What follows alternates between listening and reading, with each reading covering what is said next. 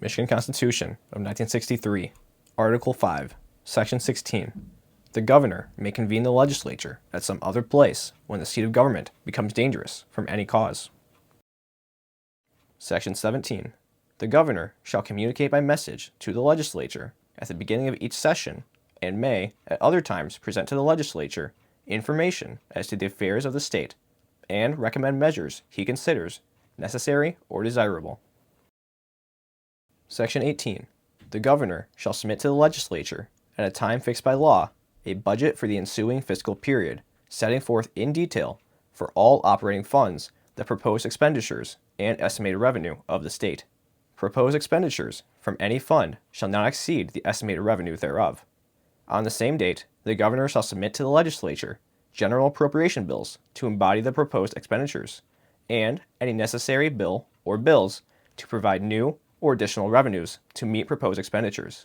The amount of any surplus created or deficit incurred in any fund during the last preceding fiscal period shall be entered as an item in the budget and in one of the appropriation bills. The governor may submit amendments to appropriation bills to be offered in either house during consideration of the bill by that house, and shall submit bills to meet deficiencies in current appropriations. Section 19. The governor may disapprove any distinct item or items appropriating monies in any appropriation bill. The part or parts approved shall become law, and the item or items disapproved shall be void, unless repassed according to the method prescribed for the passage of other bills, over the executive veto. Section 20. No appropriation shall be a mandate to spend. The governor, with the approval of the appropriating committees of the House and Senate, shall reduce expenditures authorized by appropriations whenever it appears that actual revenues for a fiscal period will fall below the revenue estimates on which appropriations for that period were based. Reductions in expenditures shall be made in accordance with procedures prescribed by law.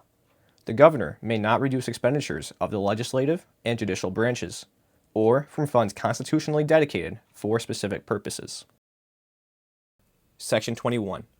The governor, lieutenant governor, secretary of state, and attorney general shall be elected for 4-year terms after the general election in each alternate even-numbered year. The lieutenant governor, secretary of state, and attorney general shall be nominated by party conventions in a manner prescribed by law. In the general election, 1 vote shall be cast jointly for the candidates for governor and lieutenant governor nominated by the same party. Vacancies in the office of the secretary of state and attorney general shall be filled by appointment by the governor. Section 22. To be eligible for the office of governor or lieutenant governor, a person must have attained the age of 30 years and have been a registered elector in this state for 4 years next preceding his election. Section 23. The governor, lieutenant governor, secretary of state, and attorney general shall each receive the compensation provided by law in full payment for all services performed and expenses incurred during his term of office. Such compensation shall not be changed during the term of office except as otherwise provided in this Constitution. Section 24. An executive residence, suitably furnished, shall be provided at the seat of government for the use of the governor. He shall receive an allowance for its maintenance as provided by law. Section 25. The lieutenant governor shall be president of the Senate, but shall have no vote, unless they be equally divided. He may perform duties requested of him by the governor, but no power vested in the governor shall be delegated. Section 26.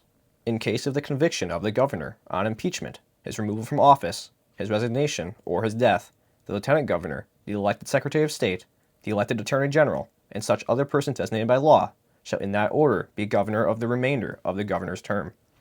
In case of the death of the governor-elect, the lieutenant governor-elect, the secretary of state-elect, the attorney general-elect, and such other persons designated by law shall become governor in that order at the commencement of the governor-elect's term.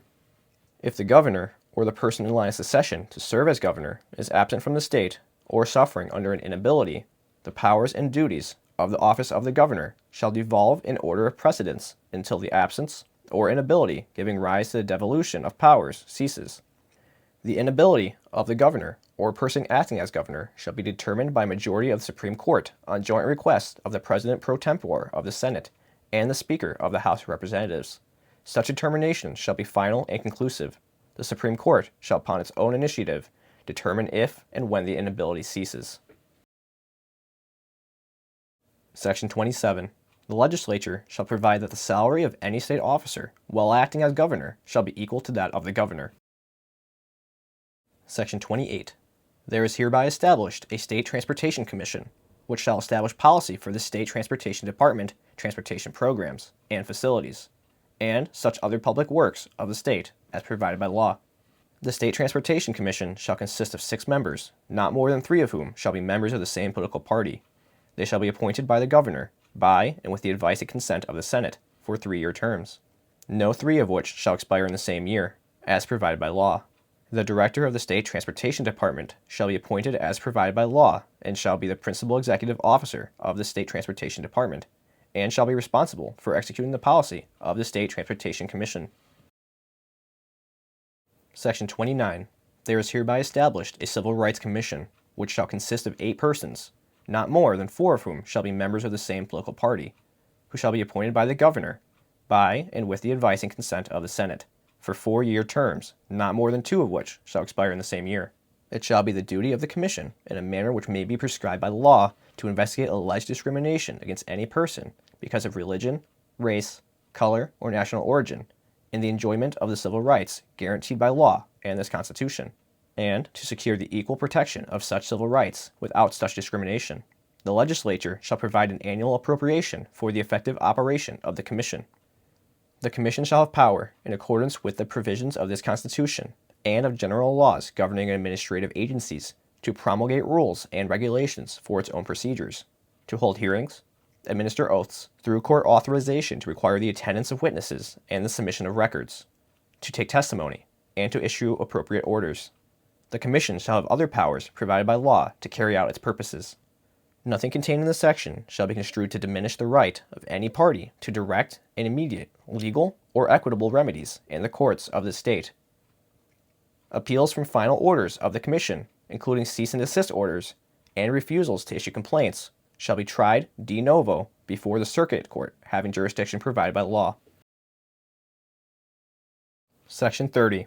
No person shall be elected more than 2 times to each office of the executive branch of government: governor, lieutenant governor, secretary of state, or attorney general.